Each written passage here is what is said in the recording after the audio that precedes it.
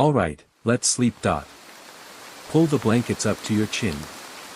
Fluff your pillow. Turn off your phone and let the darkness settle around you like a soft, warm cloak. Tonight, we're going to travel back in time to a world that no longer exists, a world of camels and caravans, of emperors and merchants, of deserts and mountains, of a road that was never just a road. We're going to tell the story of the Silk Road, the greatest trade route in human history, a golden thread that wove together the fates of East and West for more than 15 centuries. But before we get to the camels and the caravanserais, the silk and the spices, the emperors and the adventurers, we need to understand how it all began, with a Chinese emperor who wanted to know what lay beyond the mountains, and an envoy who walked into the unknown and never looked back. The envoy who opened the world. The year is 138 BCE. The place is the court of Emperor Wu of the Han Dynasty, in the great city of Chang'an, a city so vast and so splendid that it would later be called the eternal capital of China. Emperor Wu is a young man, ambitious and restless.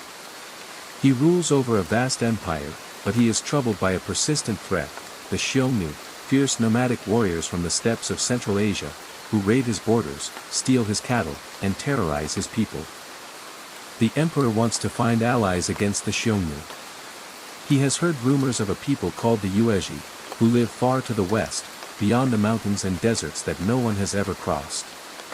He wants to send an envoy to find them, to forge an alliance, to secure the safety of his empire. He chooses a man named Zhang Qian, a young, brave, and resourceful officer who has shown great promise. Zhang Qian is given a small retinue of soldiers and servants, a few horses, and a golden staff that marks him as an imperial envoy. He is told to find the Yuezhi and bring back word of their land. Zhang Qian sets out from Chang'an, heading west into the unknown. He crosses the Gobi Desert, a vast expanse of sand and stone that stretches as far as the eye can see. He climbs the Tian Shan Mountains, where the air is thin and the cold is bitter. He passes through the cities of the Darim Basin, Kashgar, Hotan, Kuka, places that are famous for their jade, their carpets, their music, their dancing girls. And then he is captured by the Xiongnu. For 10 years, Zhang Qian is held prisoner. He is forced to marry a Xiongnu woman and to raise a family among his enemies. He learns their language, their customs, their way of life.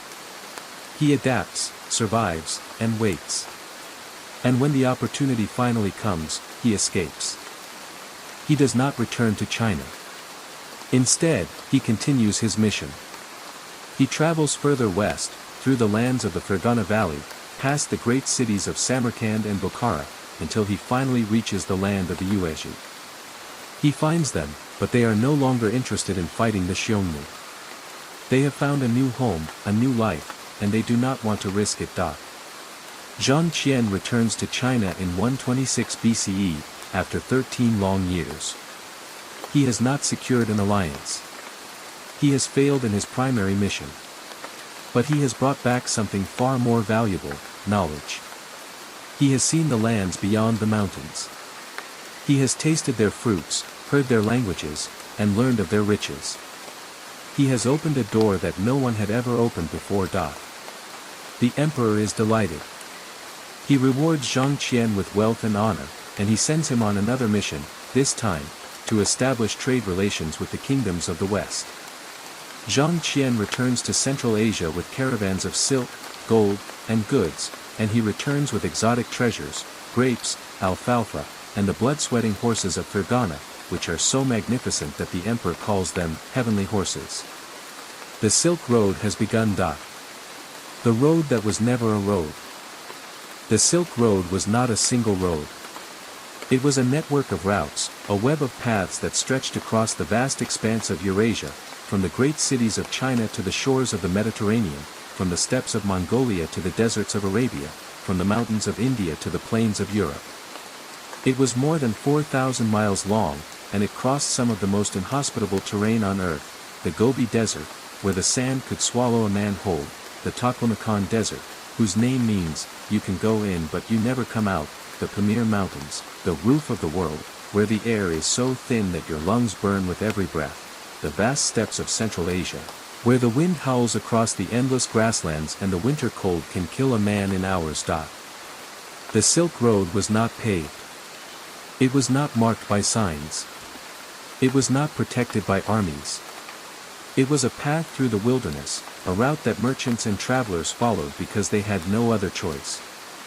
They traveled in caravans, companies of merchants, guides, soldiers, and servants, bound together by mutual need. They carried their goods on the backs of camels, the ships of the desert, which could travel for days without water and carry heavy loads across the most difficult terrain. They rested at caravanserais, fortified inns that were spaced about a day's journey apart, where they could find food, water, shelter, and protection from bandits. The journey was long and dangerous. It took months, sometimes years, to travel from one end of the Silk Road to the other. Few travelers ever made the entire journey. Most merchants traveled only a portion of the route, trading their goods at one of the great market cities, Kashgar, Samarkand, Bokhara, Merv, Baghdad, Constantinople, and then returning home with their profits. But the goods traveled. They traveled from hand to hand, from city to city, from empire to empire. And along with the goods traveled ideas, religions, philosophies, technologies, art, music, dance, medicine, mathematics, and the stories that would shape the world. The Silk Princess. One of the most famous stories of the Silk Road is the tale of the Silk Princess, a legend that may or may not be true, but that captures the imagination of everyone who hears it. According to the legend, the secret of silk was one of China's most closely guarded treasures. For thousands of years, the Chinese had been the only people in the world who knew how to make silk, how to raise the silkworms, how to feed them the leaves of the mulberry tree, how to unwind the delicate threads from their cocoons, and how to weave them into the finest, most precious fabric in the world. The penalty for revealing the secret was death. But in the first millennium AD, a princess from China was betrothed to the king of Khotan, a kingdom in Central Asia, on the Silk Road itself. She wanted to bring silk with her to her new home, but she could not carry enough to last a lifetime. So she came up with a bold plan. She hid mulberry tree seeds and silkworm eggs in the elaborate folds of her headdress, where no one would think to look. She smuggled them out of China, across the deserts and mountains, to her new kingdom in Khotan. When she arrived, she planted the seeds, raised the silkworms, and taught the people of Khotan the art of sericulture. A monastery was built on the site where the first silkworms were bred, and the princess was revered as a saint. The story was recorded by the Buddhist monk Xuanzang, who traveled the Silk Road in the 7th century and wrote about his adventures. Whether the story is true or not, it captures the spirit of the Silk Road, a world of secrets, of daring, of people who would risk everything to carry something precious from one end of the earth to the other. The caravanserais. If the Silk Road was the artery, the caravanserais were the hearts that kept it beating. These were fortified inns, built at intervals of about 30 to 40 kilometers along the main routes. They were places where merchants could rest, eat, water their animals, and sleep safely behind high walls. They were also places of exchange, not just of goods, but of news, ideas, gossip, and stories. In the caravanserais, a merchant from Persia might meet a monk from India, a soldier from Mongolia, a diplomat from Byzantium. They would share their meals, their tales, and their knowledge. The caravanserais were often large and elaborate, with rooms for travelers, stables for animals, storage rooms for goods, and even baths and mosques. Some were built by rulers who wanted to encourage trade, others were built by merchants who wanted to protect their investments. They were the hotels of the medieval world, and they were essential to the functioning of the Silk Road. A typical caravan might consist of 100 camels, or more. The camels carried heavy loads, bales of silk, jars of spices, bars of precious metal, sacks of grain. They were led by experienced guides who knew the routes, the watering holes, and the dangers. They were protected by armed guards who could defend against bandits, though not even the most powerful empires could protect against all of them. The journey was slow and monotonous. Day after day, the caravan plodded across the desert, following the same path, seeing the same landscape. But there were moments of excitement, the sight of a distant city, the arrival at a caravanserai, the meeting with another caravan heading in the opposite direction. These were the moments when the Silk Road came alive. The goods. What did the merchants carry on the Silk Road? The answer is almost everything. From China came silk, the most famous export, the fabric that gave the road its name. But China also exported tea, porcelain, lacquerware, jade, and paper. The Chinese invented paper, and they guarded the secret carefully, but eventually, it spread along the Silk Road, transforming the world. From India came spices, pepper, cinnamon, cardamom, ginger, as well as textiles, precious stones, and the teachings of Buddhism. From Persia came carpets, glassware, and silver. From the Roman Empire came gold, glass, and wine. From Central Asia came horses, furs, and the fierce warriors who would one day conquer the world. The goods were often traded multiple times along the route. A bale of Chinese silk might be sold to a merchant in Kashgar, who would sell it to a merchant in Samarkand, who would sell it to a merchant in Baghdad, who would sell it to a merchant in Constantinople, who would finally sell it to a wealthy Roman. Each transaction added to the price, and by the time the silk reached its final destination, it was worth its weight in gold. But the Silk Road was not just about goods. It was also about ideas. The ideas. Buddhism traveled from India to China along the Silk Road. It was carried by monks and pilgrims, who walked the long and dangerous route, bringing with them their scriptures, their art, and their philosophy. By the 3rd century AD, Buddhism had taken root in China, and it would go on to become one of the most important religions in the world. Nestorian Christianity also traveled along the Silk Road. It reached China in the 7th century, and for a time, there were Christian communities in the great cities of the Tang dynasty. Islam, too, spread along the Silk Road, carried by merchants and Sufi teachers from Arabia into Persia, Central Asia, and China. The Silk Road also carried technology. From China, the West learned about papermaking, printing, the compass, gunpowder, and the art of sericulture. From the West, China learned about glassmaking, mathematics, and astronomy. The exchange of knowledge was as important as the exchange of goods, and it would shape the course of human history. The great cities of the Silk Road became centers of learning and culture.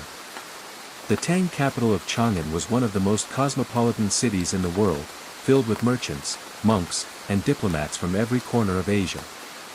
Baghdad, the capital of the Abbasid Caliphate, was a center of scholarship, where Greek philosophy was translated into Arabic, and where the foundations of modern science were laid. Samarkand, the jewel of Central Asia, was a city of gardens, palaces, and mosques, a place where East and West met and mingled. The Mongols and the Pax Mongolica. In the 13th century, the Silk Road experienced a dramatic revival, thanks to the Mongols. The Mongols, led by Genghis Khan and his successors, created the largest contiguous empire in human history. It stretched from the Pacific Ocean to the Black Sea, from the frozen steppes of Siberia to the deserts of Persia. And within this vast empire, they established a period of peace and stability that historians call the Pax Mongolica, the Mongol peace. Under the Mongols, the Silk Road was safer than it had ever been. The Mongols were ruthless in suppressing banditry, and they encouraged trade and commerce. They built roads, established relay stations, and provided protection for merchants. For the first time in history, it was possible to travel from one end of Eurasia to the other without fear of attack. The Mongols were also remarkably tolerant of different religions and cultures. Their capital, Karakoram, hosted 12 Buddhist temples, 2 mosques, and 1 Christian church. Kublai Khan, the grandson of Genghis Khan, hosted European, Chinese, Persian, and Arab astronomers and established an institute of Muslim astronomy. He also established an imperial academy of medicine, which included Indian, Middle Eastern, Muslim, and Chinese physicians. It was during this period that the most famous traveler of the Silk Road made his journey. Marco Polo. Marco Polo was a Venetian merchant who traveled to China in 1271, at the age of 17. He traveled with his father and uncle, who had already visited the Mongol court and had been invited to return. Their journey took them across the Middle East, through Persia and Afghanistan, over the Pamir Mountains, and into China. They arrived at the court of Kublai Khan in 1275, and Marco Polo spent the next 17 years in the service of the great Mongol Emperor Da. Marco Polo traveled extensively throughout China and the surrounding regions. He visited the great cities of the empire, Hangzhou, which he called the finest and most noble city in the world, Beijing, the capital of the Mongol dynasty, and many others. He saw things that no European had ever seen: paper money, coal, the postal system, the magnificent palaces of the Khan Da. When Marco Polo returned to Europe in 1295, he brought back stories that seemed too fantastic to be true. He wrote a book about his travels, which became one of the most popular books in Europe.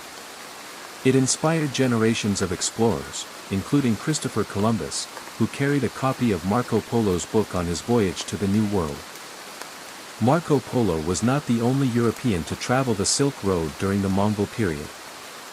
There were others, missionaries, diplomats, and merchants, who ventured into the unknown and brought back tales of the wonders of the East. But Marco Polo was the most famous, and his book would shape the European imagination for centuries. The Silk Road in the time of Timur. In the late 14th century, another great conqueror rose in Central Asia, Timur, known in the West as Tamerlane. He was a military genius, a mass murderer, and a patron of the arts, a man of contradictions who created an empire that stretched from India to Anatolia. Timur's capital was Samarkand, the ancient Silk Road city that he transformed into a showcase of his power. He brought artisans and craftsmen from every corner of his empire to build his palaces, mosques, and gardens. The city became a center of culture, learning, and trade, a place where the Silk Road reached its final flowering. In 1404, a Castilian diplomat named Ruy González de Clavijo arrived in Samarkand. He had been sent by King Henry III of Castile to learn more about Timur and, if possible, to forge a peace treaty. Clavijo traveled over 5,000 miles, passing through steppes, deserts, and mountains. When he finally reached Samarkand, he was astonished by what he saw. Clavijo recorded his entrance to the city in great detail. He noted the stores of silks, satins, musk, rubies, diamonds, pearls, and rhubarb carried from China. He saw painted elephants and vast tent pavilions with fluttering jeweled banners. He noted that the largest mosque in the city had been completed just before his arrival, but Timur ordered its gate to be torn down again because it lacked grandeur. Clavijo and his companions were received with mild interest, but mainly on account of their strange clothes and quaint customs. Medieval Castilians, it seems, were regarded as rather backward and provincial in the world of the Silk Road.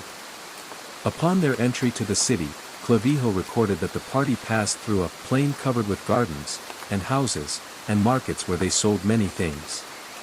They came to the gates of the city after several hours of travel through this lush hinterland, being greeted by 6 elephants, with wooden castles on their backs. Clavijo's account gives us a glimpse of the Silk Road at its height, a world of astonishing wealth, cultural exchange, and cosmopolitan diversity. But even as Clavijo was writing, the Silk Road was beginning its long decline. The Black Death and the Decline. The Silk Road had a dark side, too. It was not just a conduit for goods and ideas, it was also a conduit for disease. In the mid-14th century, a terrible plague swept across Eurasia, carried by merchants and travelers along the Silk Road. The plague bacterium, Yersinia pestis, was carried by fleas that lived on rodents, gerbils and marmots that inhabited the steppes of Central Asia. When the rodent population crashed, the fleas sought new hosts, and they found them in the humans who traveled the Silk Road. The plague spread from Central Asia to China, to India, to Persia, and to the Middle East. It reached the Black Sea in 1346, and from there it spread to Europe. The Black Death killed an estimated 50 million people, perhaps 1/3 of the population of Europe. It was one of the deadliest pandemics in human history, and it changed the world forever. The Black Death was not the only factor in the decline of the Silk Road. There were others: the rise of the Ottoman Empire, which boycotted trade with China and closed the routes in 1453, the development of maritime routes, which were faster and safer, the fragmentation of the Mongol Empire, which had provided security, and the increasing hostility between the Christian and Muslim worlds. By the 16th century, the Silk Road was largely abandoned. The great caravanserais fell into ruin. The merchants found new routes, new markets, new opportunities. The road that had connected east and west for more than 15 centuries was no more. The legacy. But the Silk Road did not disappear. It lives on in the stories we tell, in the goods we use, in the ideas we share. Silk is still prized, though it is no longer the rarest fabric in the world. Paper, which was invented in China and carried along the Silk Road, is still the medium of knowledge. The compass, which guided travelers across the desert, still guides sailors across the sea. Gunpowder, which changed the nature of warfare, still shapes the world we live in. The religions that traveled the Silk Road are still with us. Buddhism, Nestorian Christianity, Islam, they all found new homes along the routes, and they continue to shape the beliefs of billions of people. The cultural exchanges that took place along the Silk Road are still with us. The music, the dance, the art, the literature, they all carry the traces of the road, the echoes of the conversations that took place in the caravanserais, the markets, the palaces. And the stories are still with us. The story of Zhang Qian, the envoy who opened the world. The story of the Silk Princess, who smuggled the secret of silk. The story of Marco Polo, who brought the wonders of the East to the West. The story of Clavijo, who traveled to Samarkand and saw the splendor of Timur's court. These are the stories that connect us to the past, that remind us of the bonds that link us all. The lessons. What can we learn from the story of the Silk Road? First, connection matters. The Silk Road was not just a trade route, it was a network of relationships that spanned the globe. It brought people together, across vast distances, across cultural divides. It showed that even the most different people can find common ground. Second, exchange enriches. The Silk Road was not a one-way street. Goods, ideas, and technologies flowed in both directions, enriching all the cultures that participated. The Chinese learned from the West, and the West learned from the Chinese. The result was a flowering of creativity and innovation that benefited everyone. Third, diversity is strength. The Silk Road was a place of encounter, where people of different religions, languages, and customs met and mingled. The great cities of the Silk Road, Chang'an, Samarkand, Baghdad, were cosmopolitan centers, where diversity was celebrated, not feared. Fourth, nothing lasts forever. The Silk Road flourished for more than 1,500 years, but eventually it declined and fell. Empires rise and fall, routes open and close, fortunes shift. We should appreciate what we have, while we have it, and not take it for granted. And finally, the past is never really past. The Silk Road is gone, but its legacy lives on. The connections it forged, the ideas it spread, the stories it created, they are all still with us, shaping our world in ways we may not even realize. The dream. Now, as you drift off to sleep, think about the Silk Road. Imagine the caravans, plodding across the endless desert, their bells jingling in the silence. Imagine the merchants, haggling in the markets of Samarkand, their voices rising and falling in a babble of languages. Imagine the monks, walking the long road to China, carrying their scriptures and their faith. Imagine the princess, hiding silkworm eggs in her headdress, risking everything for the love of silk. Imagine the cities, Chang'an, with its golden roofs and bustling streets, Baghdad, with its libraries and its scholars, Samarkand, with its blue domes and its gardens. Imagine the caravanserais, the fortified inns where travelers rested and shared their stories. Imagine the desert, the mountains, the steppes, the vast, empty spaces that the travelers crossed, driven by hope, by greed, by faith. And then imagine the legacy, the silk that still shimmers, the paper that still carries words, the compass that still guides, the gunpowder that still explodes. Imagine the ideas that traveled the road: Buddhism, Christianity, Islam, science, art, music. Imagine the connections that were forged, the bonds that were made, the world that was created. The Silk Road is gone, but it is not forgotten. It lives on in the stories we tell, in the goods we use, in the ideas we share. It is a reminder that we are all connected, that we are all part of a larger story, that the thread that binds us is stronger than any force that seeks to divide us. So tonight, as you lie in your warm bed, in your safe home, surrounded by the people you love, think about the Silk Road. Think about the travelers who crossed the desert, the merchants who traded their goods, the monks who carried their faith. Think about the connections that were made, the bonds that were forged, the world that was created. And remember, we are all travelers on the Silk Road, carrying our own goods, our own ideas, our own stories. We are all part of the great exchange, the great conversation, the great adventure. Sleep well. Sleep deeply. And may your dreams be filled with the sound of camel bells, the sight of golden domes, and the hope of a world that is always connected. Good night.